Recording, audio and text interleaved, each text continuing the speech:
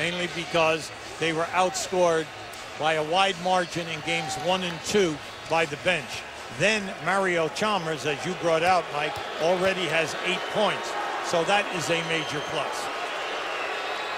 Here he is at the line, and one more for Mario. The game tied at 37. The WNBA season tips off tomorrow. Go to WNBA.com/live access. You can watch WNBA games live or on demand on your computer and mobile device. LA and Seattle, the Sparks and the Storm start the season tomorrow night.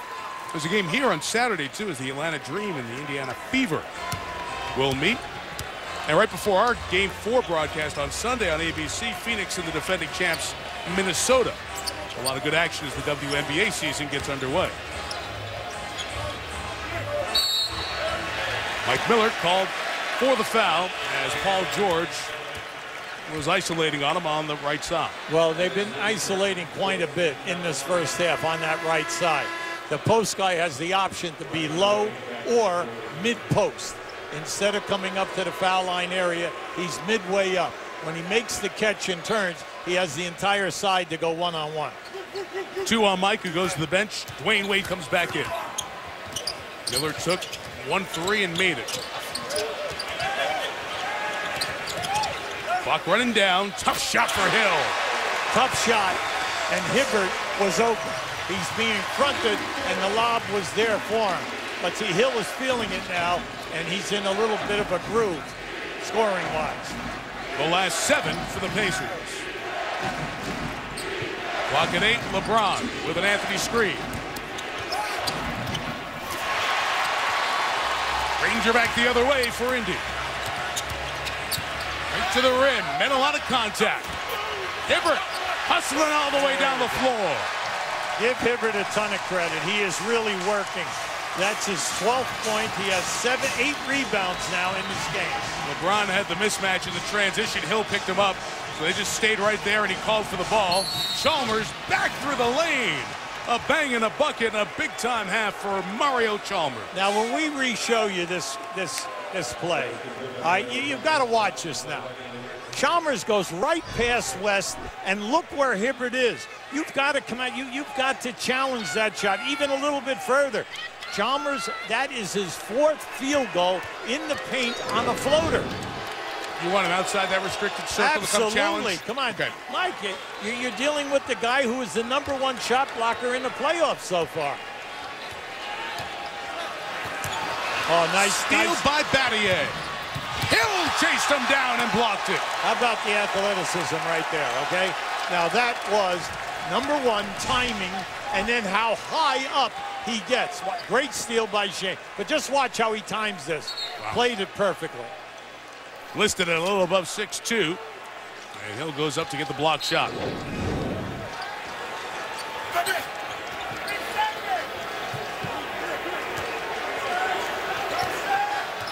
A 13-point half for Mario Chalmers, who scored 9 combined in the first 2 games and continues with this floater game. He knocked it out of bounds. Pacer ball, 70 seconds left in the half. Chalmers, you can see right there, games 1 and game 2. Tonight he's already got 13, 5 for 7. Why? He's involved in the game. He's not in foul trouble. He's getting minutes, but more important, he's getting good looks off the pick and roll.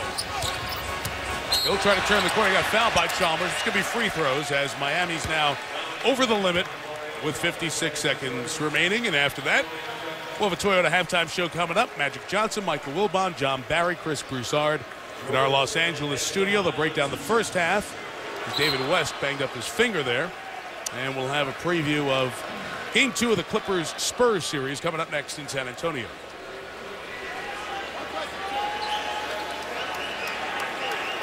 It's a neat story, Hubie. George Hill, who went to IUPUI, Indiana University, Purdue University, and Indianapolis, or simply said 7 miles up the road. Right.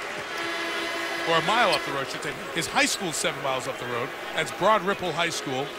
So he is an Indiana kid through and through, went to San Antonio, played with Ginobili and Parker and Duncan. Greg Popovich really liked him. These guys taught him so well and so much about playoff basketball and about how the setbacks are not season enders. You've got to come back with resiliency. And he took a lot of big shots in that first-round series against Orlando and proved that he is playoff-tested and huge for this team. Well, he said, I've learned so much about preparation, hard work, and learning to be a professional from those three guys. LeBron went right around two defenders to throw it down and tie the game. By the way, left-handed. All right. Whoa. 16 points, 6 boards for James. This has been an interesting half. Both teams runs. Deflected out of bounds off the Pacers. Yeah, tough pass. That pass was too hard. George didn't have a chance. Just watch as he switches over with the left hand. Woo! And the lateral quickness as West was there after the Battier set screen.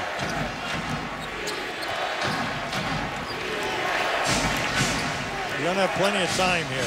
Main thing for Indiana now is regroup. And he's averaging 3 steals a game in this series, and he picks up another one right here. This is just a strong move to the basket. You could see the bump with the left forearm. Definitely a foul on the shot. The fans in Indiana are thrilled to hear that a foul was called on LeBron James as George makes the first in 112 minutes of play in this series. That's the second foul called on James. And the Indiana fans think that there's a problem with that. Well, so they voiced their pleasure at that call.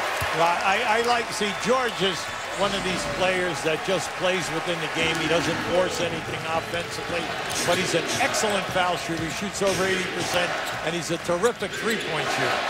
James stops at 12-1. Pacer run. Indiana had its largest lead of the game again at 9. Now back to 7. Game of runs, Mike, up and down. It has been. Yeah, the entire game, and that's why it's been so exciting. But don't you get that with two teams that have good defense as part of their DNA? Right on it, Mike. Absolutely. West over Battier. That's all right. That's one of his best shots. He loves going into the paint on the left hand. He's coming back and shooting that right hand right in your face. Tough day from the field here. West is 3 of 10. See what Wade's shot selections like here after that little verbal back and forth with his coach.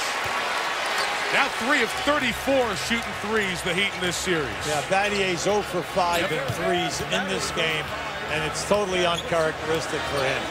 But he's been open and he's got good looks.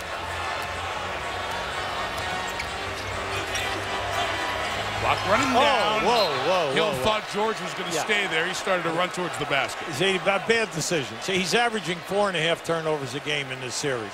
You had West open 17 to 18 feet right in the middle of the court. Make the easy pass. Don't try to make the sensational pass against a good half-court defensive team. Past halfway in this third quarter of Game 3.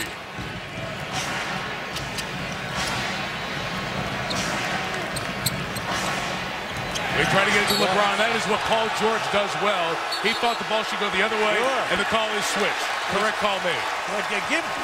George, this is the first time you've ever seen this guy play. He's 6'8" with extremely long arms. He's a terrific defender, and he's known as an excellent guy in steals. He deflects a ton of balls, plus he steals you off the dribble. 9th in the league this year, averaged about a steal and a half a game. Second year out of Fresno State, taken with the 10th pick of the draft 2 years ago. Part of Larry Bird rebuilding this team. Hibbert to the hole. West on the tip. I love it. I love what Hibbert's doing here tonight. He's making so many things happen. And then once that shot goes up, West was perfect. He went right to the opposite side of where Hibbert laid it up. And you saw how fired up Larry Bird was. Let the fans get to their feet. He knows there's plenty of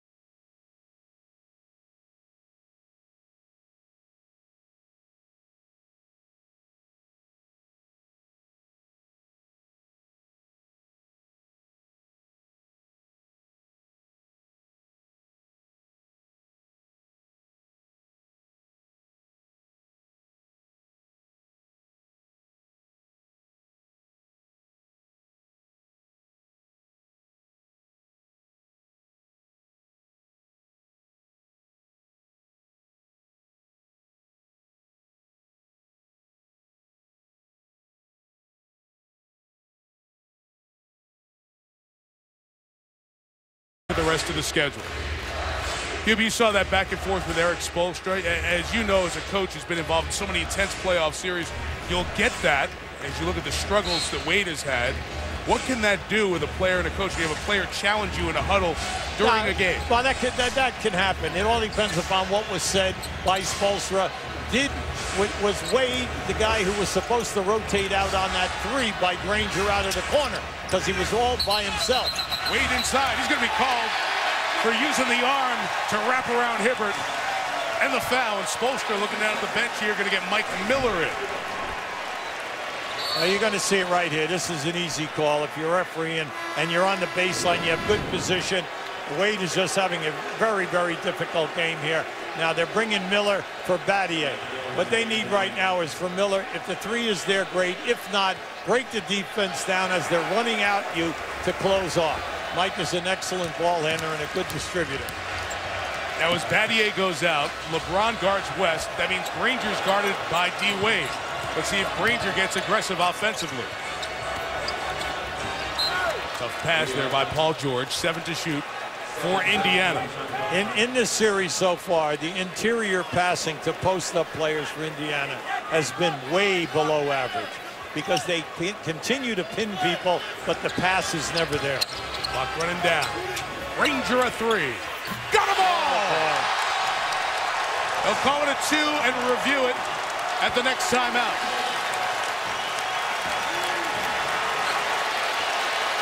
First double-digit lead of the game. Going the other way, foul on LeBron.